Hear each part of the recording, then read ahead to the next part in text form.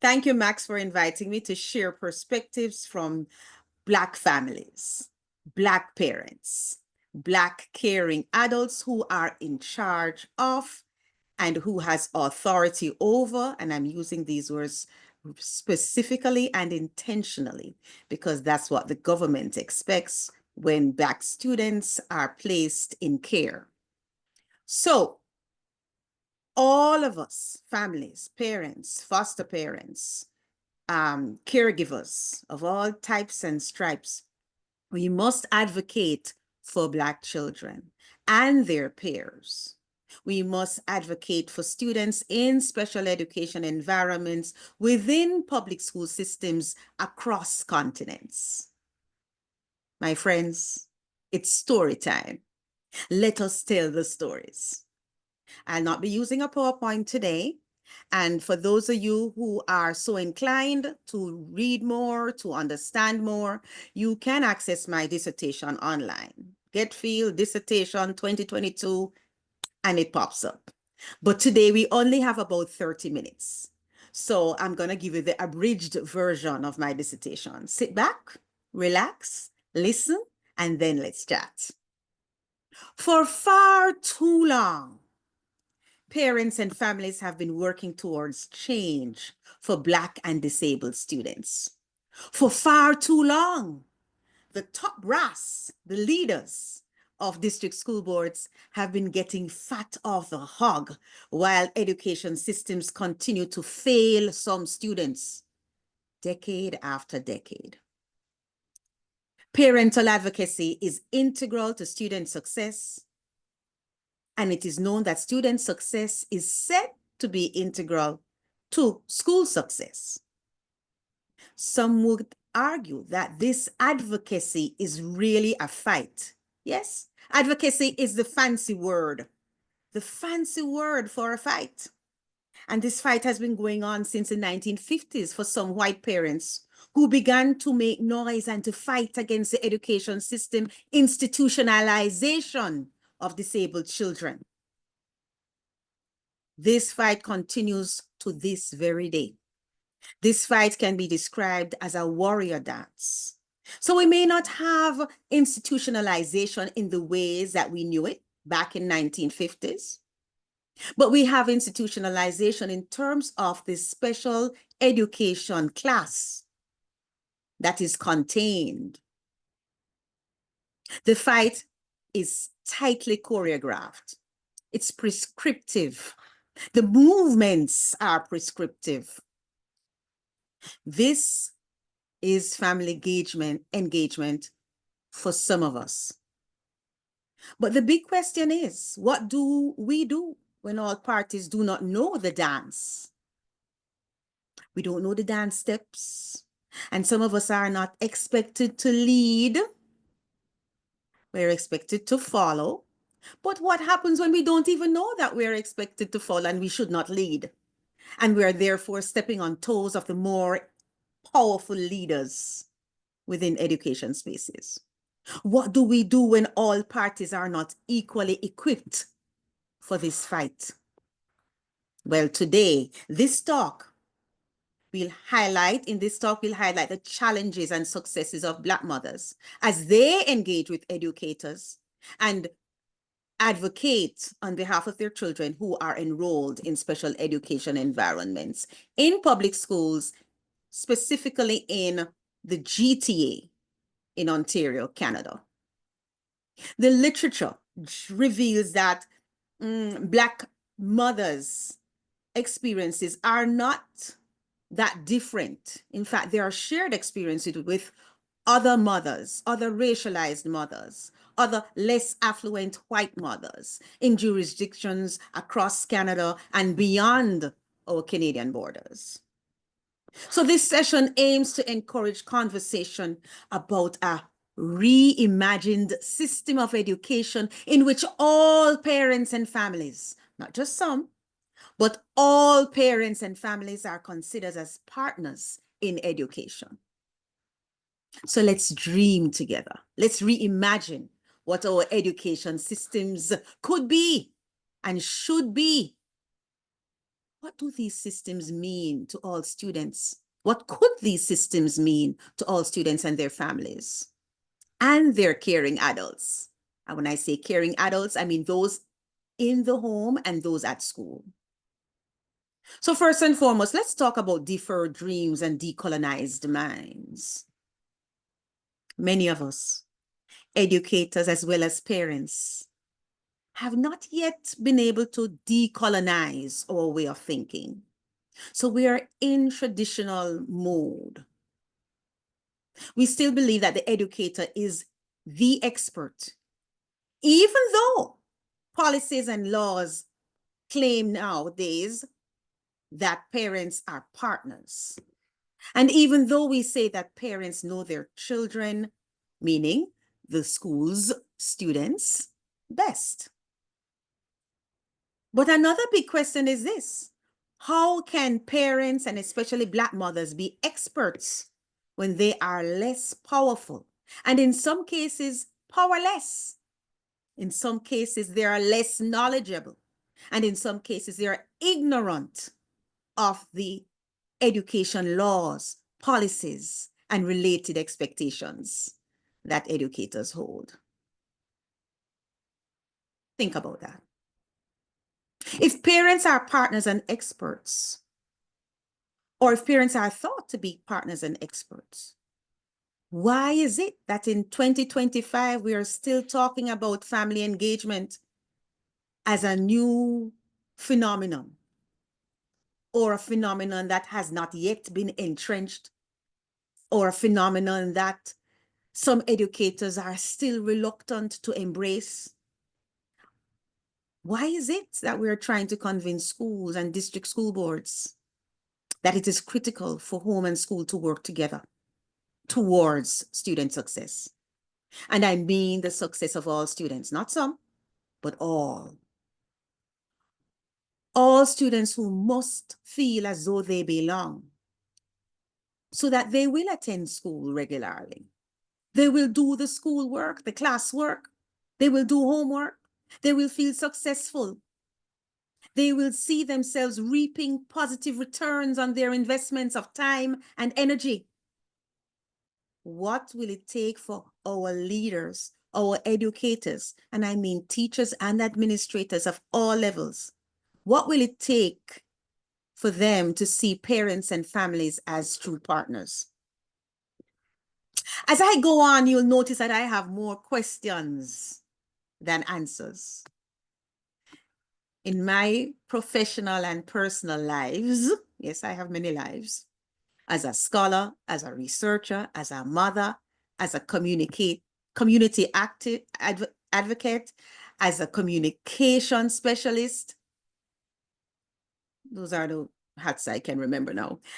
I invite those of you who are so inclined to think, and to think deeply, to engage in dialogue, educator with parents, home with school, district school board with community organizations, district school boards with local school.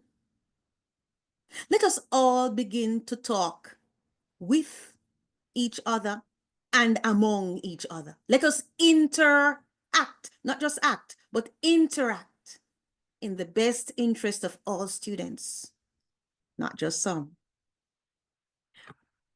Right now, we're in a time when communication is extremely important. And I don't mean one-way communication, back and forth, circular, linear. What I'm talking about is reasoning. Let us reason. Come, make we reason. I approach this work from the perspective of a decolonial, critical race theorist. That is the theory, that's the theoretical and scholarly stance. So I will have to put that out there. In this talk, you'll hear me make personal references because that is what is expected of critical theorists. You must know my position on my arguments, so you get a bit of my positionality. And I'll introduce myself in about 3 sentences. and you tell me what you hear later when we do the Q&A. At Jamaica, me born, and at Kingston, me grow. Where sun they glisten and cool breeze they blow. There is no snow, but I revives a flow. I always introduce myself this way because I want to make it clear to all professionals, regardless of your discipline, that when you're dealing with those who you want to serve, truly serve, with those who you want to communicate with, it's important to realize that they come with a whole different set of knowledges, epistemic knowings, which are to be regarded by all professionals. So, as I make these personal references, as I speak about the Black mothers, I am giving over to you the power to become knowers, not just knowers of the discipline, meaning education, or knowers of schooling, which is a vehicle that carries this education, but knowers of the other. Okay, so you'll notice that I share my point of departure because I want you to know where I am located epistemologically and ontologically. When educators are speaking with parents, please make sure you know how these parents are positioned. When you're speaking as family engagement specialists, make sure that you know who these parents are, where they're from, which languages they speak, which languages they understand, what they are accustomed to when it comes to educational spaces. Some people have never liked school. Some people began liking school, and then schools, based upon what they did in the classroom, they made life so difficult that some people no longer like school, no longer want to engage with educators. So communication, the exchange of words and phrases towards mutual understanding and action will fail. Communication will fail when we do not truly hear each other. And there can be no true communication when the information that is sent and received is not perceived as intended. And then there can be little hope of interaction, not just action, but interaction that meets our respective needs or expectations.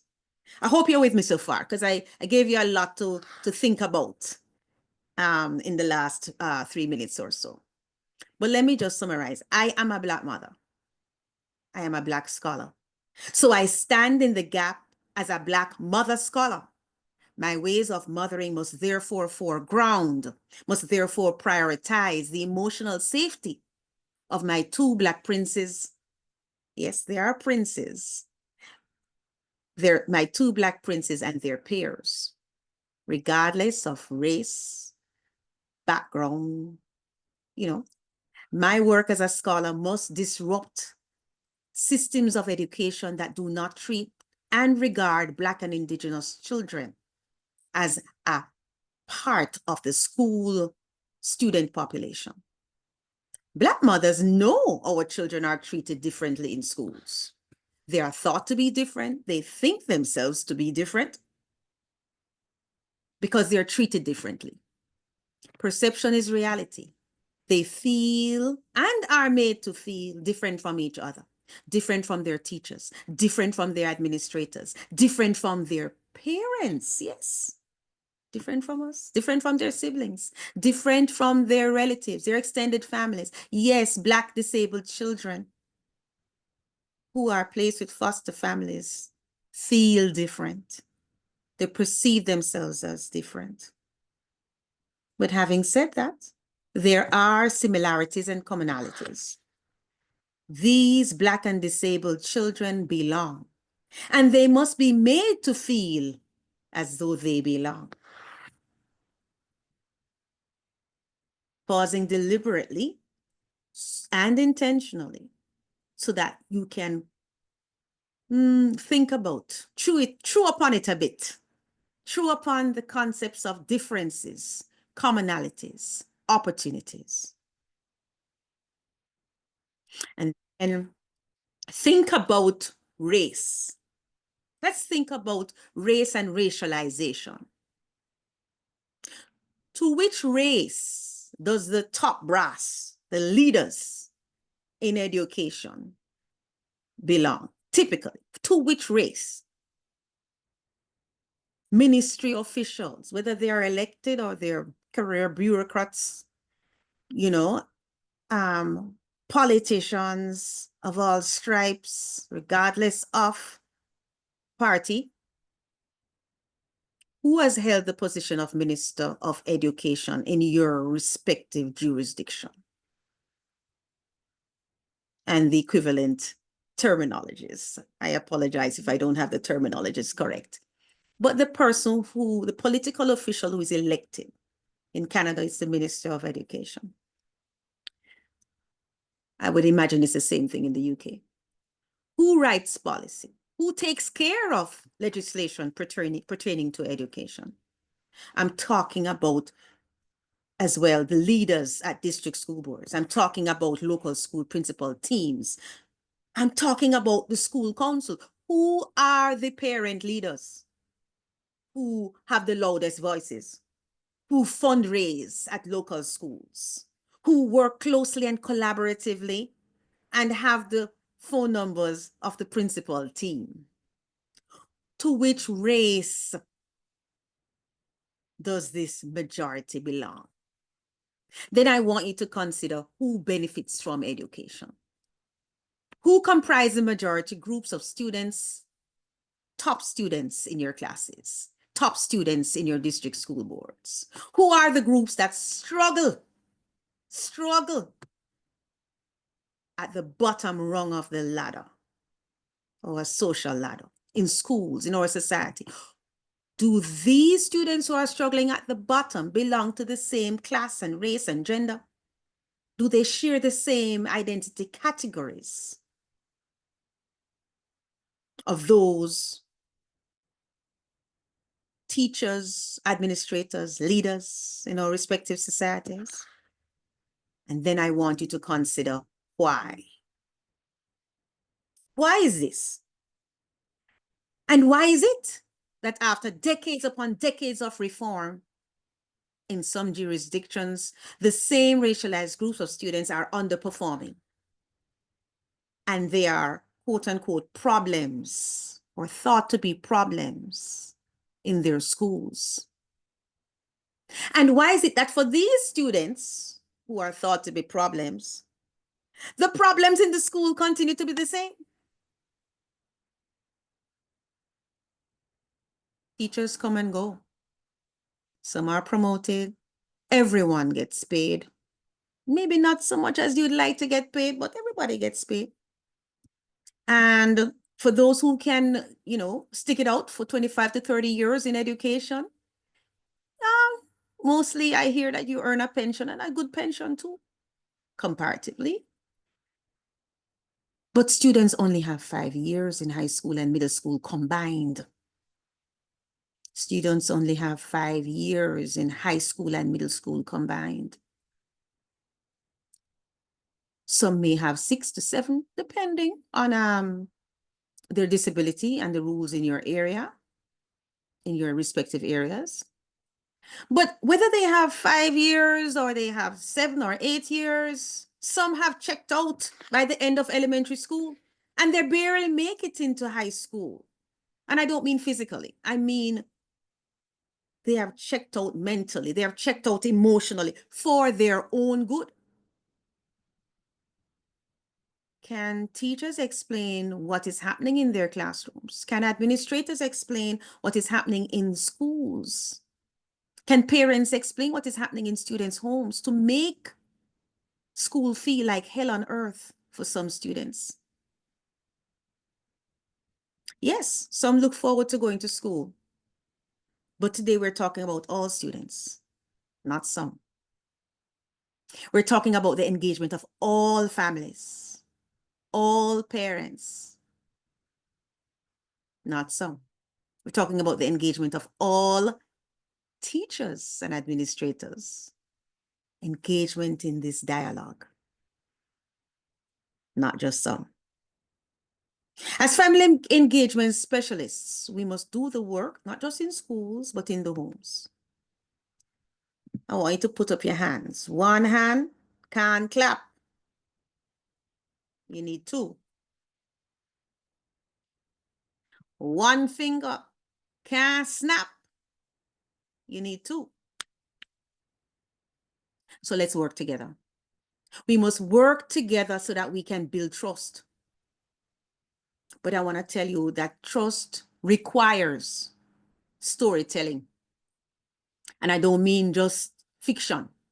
I mean true, authentic, intentional engagement with students and families, hearing from students and families, hearing from teachers of all backgrounds. Students, families, teachers, administrators listening to each other. Family engagement specialists being in the middle of it, listening to students, families, teachers from all backgrounds. Yes, we invite everyone to this decision-making table so everybody can talk. But where is this table really? We send out the invitations, yes. Some of us have received them, and yes, some of us can see the table, but can we really access this table? I think that accessing the table is a problem.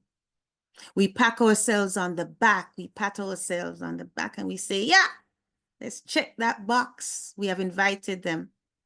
Let's check that box. Some have come. There is a parent or two. In fact, we have a school council. We have a school board committee. We have checked the boxes. But I'm here to tell you, representation is not enough. Representation is not enough. We need action. We need to put the table in the reach of all parents who would like to truly engage. Some parents are ready to fight. Some parents are ready to advocate. Yes, some parents are ready for true engagement. But they do not have access to the table for many reasons. How can we put that table in reach of all students?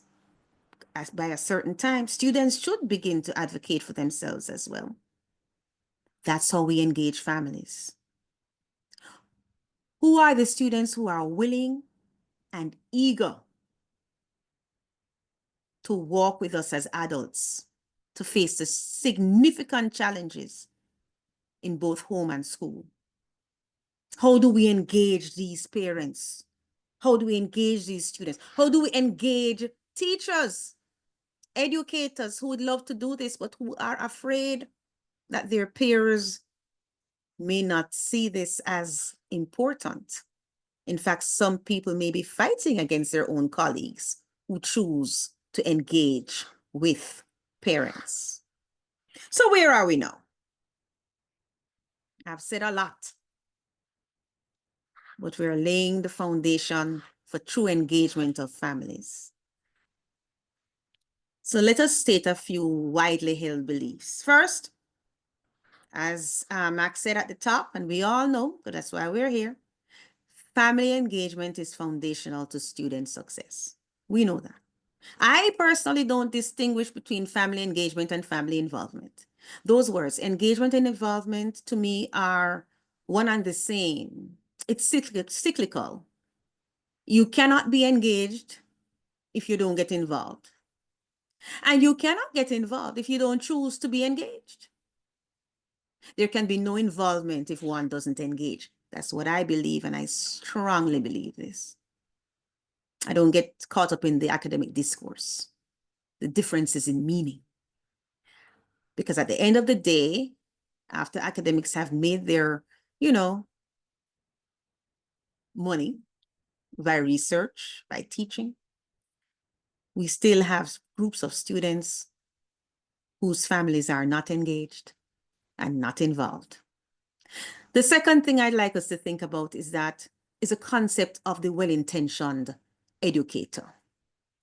Sometimes principal will tell us parents, oh, This teacher is a lovely person. I don't know why you don't think that she's doing well. I don't know why you're having problems with her or your child is having problems with her. They try to convince us that they don't get complaints about teacher X. And so our thoughts are held with suspicion. Sometimes even outrightly they say our thoughts are irrelevant. Parents have shared with me that teachers who are said to be top-notch individuals are held above them in such a way that they are made to feel guilty. The parents are made to feel guilty when they complain about adverse situations with these lovely, well-intentioned teachers. And yes, because teachers are professionals and it's a collegial environment, you know, principals have to be careful what they say, what they don't say, what they hear, and what they allow parents to say. Remember, we're talking about commonly held family engagement beliefs. And that affects family engagement is how we respond to harm that is meted out against some individuals, some persons. Generally speaking, we are expected to accept that the harm has been done. We must apologize. We teach our children that they should not disregard others. We tell them that they must own up to their mistakes and they must make good. They must not only apologize, but they must do whatever they can, whatever is necessary to remedy the harm. But in the engagement of families with educators, do we say the same things to those who have been harmed, that these are our expectations? Or do we say the same things to those who are responsible for making the mistakes that result in harm to others? Well, now we're getting to the point of that which is less widely known. And it is this: Black parents, in particular, Black mothers, are regularly disengaged. Yes, lovely, well-intentioned educators choose to ignore, disregard, and disengage some parents. The literature on family engagement positions some Black mothers as being disengaged and some as disengaging themselves. Either way, some Black mothers are thought to be not to be interested in the education of their children. Now, I want to just, in the interest of time, as I'm running a little bit, I was taking my time to explain things. I'm running a little bit short on time now. One mother, in my own work, in my own research, one mother of a grade 2 student had been asking for 4 years for her child to be assessed in school because the child had been said to have, behavioral problems. And she said, okay, let's get the assessment done. But I tell you, it took 4 years. And it took 4 years, not for the assessment, but for them to actually have a meeting with her. In fact, she said in the interview when she and I spoke, I have never had a meeting with the school. You understand what I'm saying? In 4 years, for 4 years, she had been advocating. I'm trying to find the actual words that she said. She said, I have never had a meeting with the school. It's total bullshit.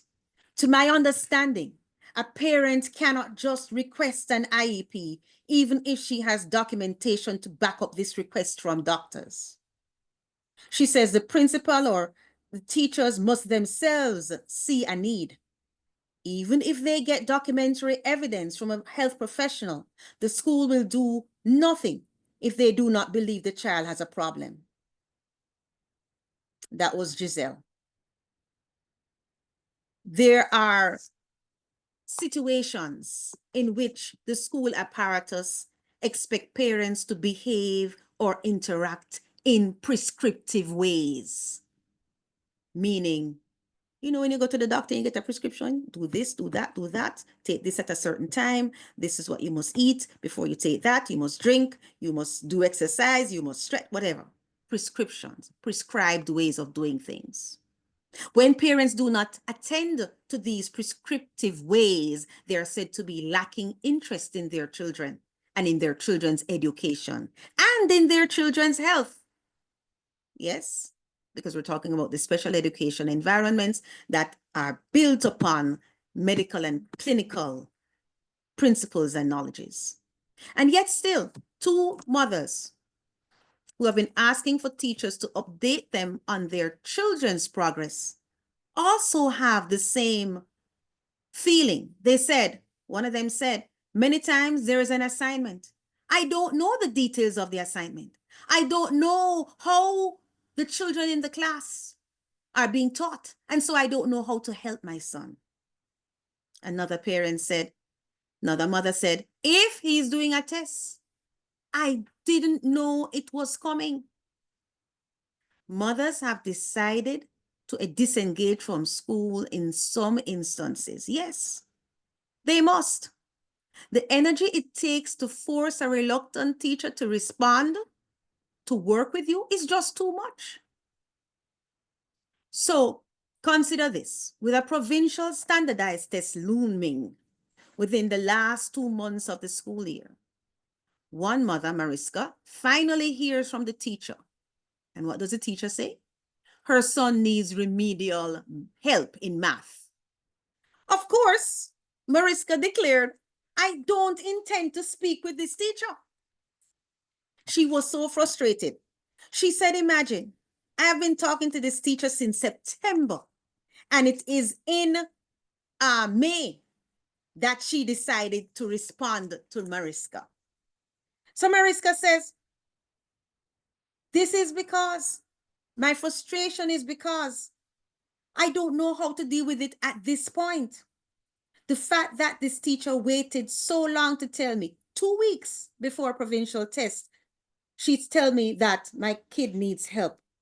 2 weeks before the EQAO, provincial test, a note was sent to me saying that my child needs remedial help.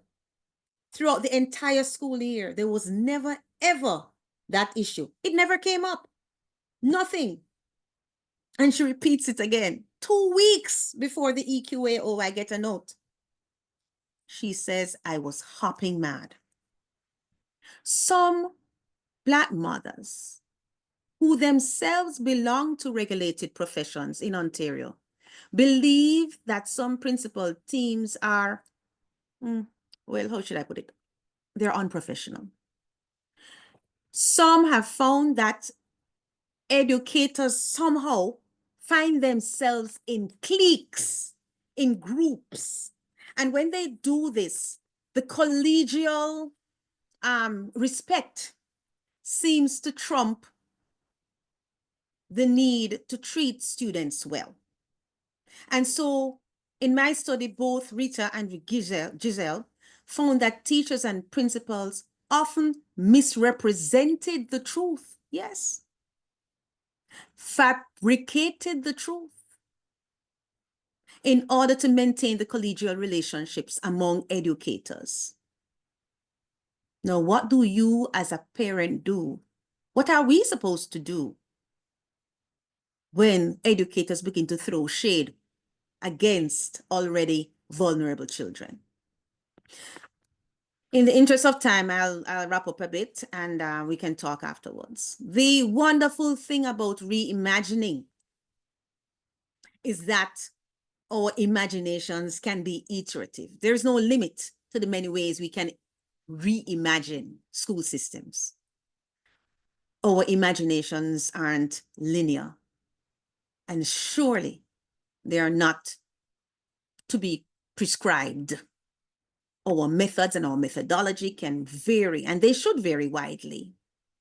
And we should strive towards student success. And I don't just mean academic success. I'm talking about student happiness, student joy. I'm talking about emotionally well-adjusted students who look forward to attending schools. I am talking about students who see educators as peers, sorry, not as peers.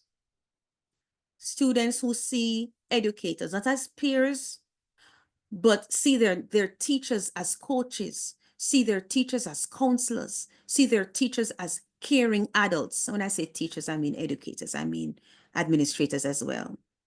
I'm talking about school administrators who will do whatever is necessary to ensure that the school climate is such that all students and all educators are engaged and feel respected and feel as though they belong. What I'm talking about is mature teachers having time to sit with less experienced teachers, you know, those who a month or 3 ago were teacher candidates and they're now in the environment and they're expected to perform as though they're mature teachers. Doesn't work that way. Nothing could be further from the truth. But yet, this is an expectation in schools. A teacher must just come out of teacher college and baps, the teacher knows what to do and how to do it. If we could imagine, what if educators could be valued? What if they could be allowed to mess up and not be scared? What if they could talk to each other, to be vulnerable, to show their ignorance and be willing and humble enough to learn, not just from their peers, but from students and from the families of students? What if we had schools where students didn't feel as though they were being disregarded, as though they should hold their heads down at all times and speak in a whisper or remain silent? What if students didn't want to remain under the radar? I'm just living with a few what ifs, but I think you get my drift. What if we had an intersectional lens through which we saw students and educators? What if we threw out the prescription? Let's talk. Yeah, thank you. Thank you, Jackie, so much for your powerful talk.